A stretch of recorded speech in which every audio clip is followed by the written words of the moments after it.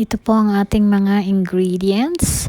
Ilalagay ko na lang sa description kung ilan ang kailangan nyo sa mga sangkap na ito. Paki-check na lang po sa description.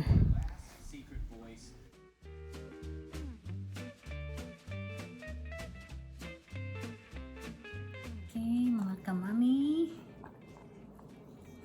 dabarkads, kapamilya,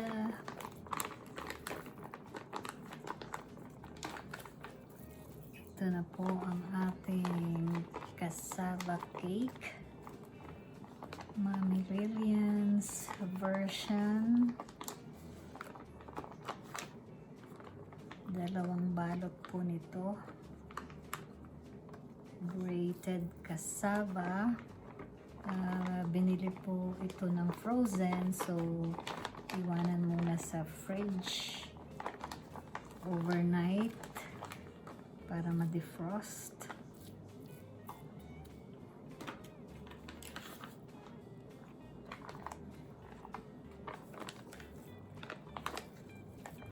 Bulakan. Oops, the oven is ready, but I'm still mixing. Okay.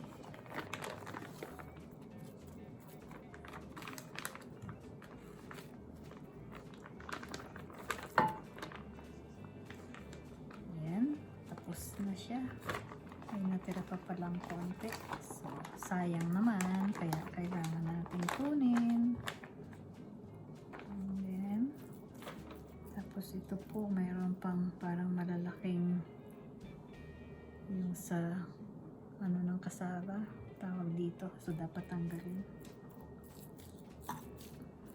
Okay.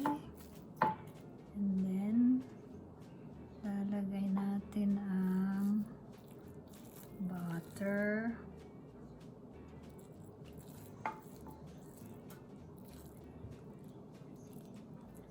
One-half cup po ito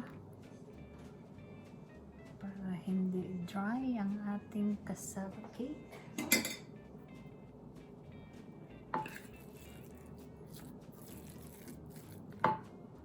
And then itong ating condensed milk,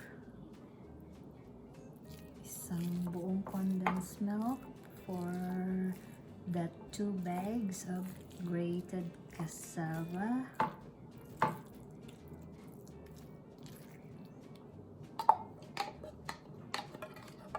Tapos yun pong isang buong ganito din na lata ng condensed milk, ilalagay sa ibabaw mamaya pag na-bake na siya for an hour and 15 minutes sa 350 degrees.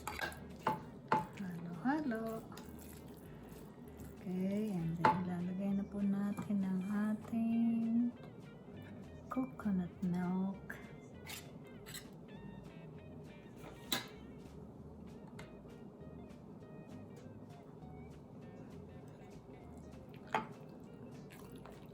So, lata rin siya na coconut milk.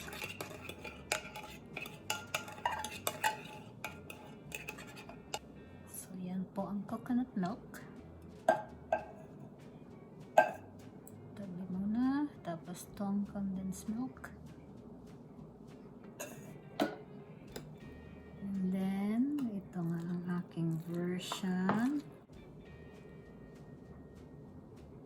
Yan, ilalagay na natin ang itlog.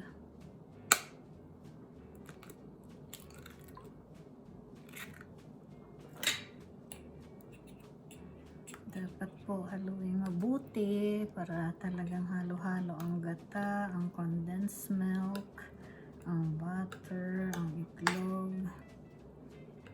Okay. Dapat halo-halo, and then ang ating langka.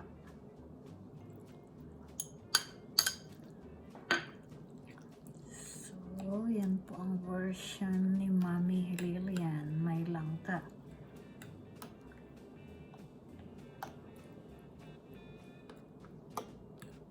Halo-halo, halo-halo para siya ay ma-incorporate for it lahat ang ating ingredients.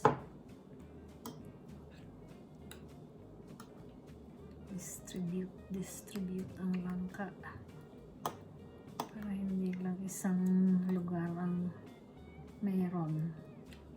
Lahat may langka, lahat makakakain ng cassava na may langka. Okay, ayan na, ready na siya. Pwede na natin siyang ilagay sa oven. Pero bago yan, dapat malinis yung tabi. Nakikita niyo po yung mga tabi. Yan, para hindi siya magkaroon ng residue doon. So kailangan malinis.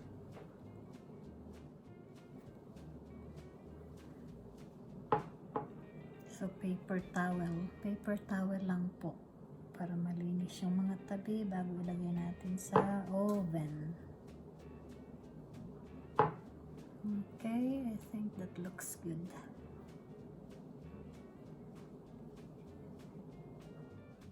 So yan po, 350 degrees. And ilagay natin ng 1 hour and 15. And then pagkatapos niyan, tatanggalin sa oven. Tapos lalagay ang another isang can ng condensed milk. Ilagay sa top. Pag na-bake na siya for 1 hour and 15 minutes, and then ibabalik ulit natin sa oven. Okay, mga kamami, yan na po. I-bake na natin ang ating cassava cake.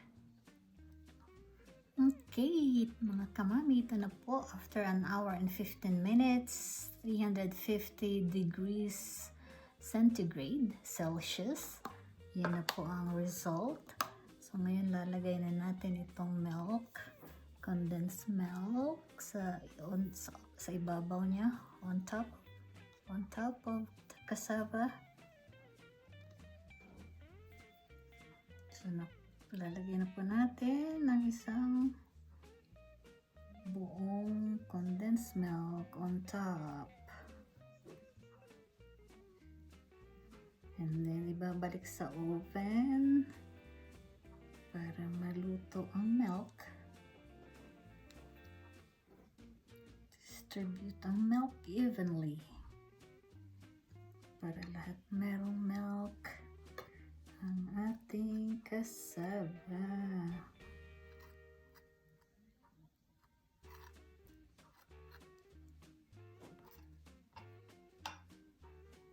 Nakakatakam-takam na siya. And then, ilagay na natin ulit sa oven. And then, ilagay ulit. Pagkalagay ng gatas on top for another 10 minutes. After 10 minutes, ganyan na ang kanyang itsura. So, ilalagay ko naman siya sa broil. Okay, broil. And low siya. Okay, yan na po siya after broiling for 4 minutes in low temperature. Broil low. Okay?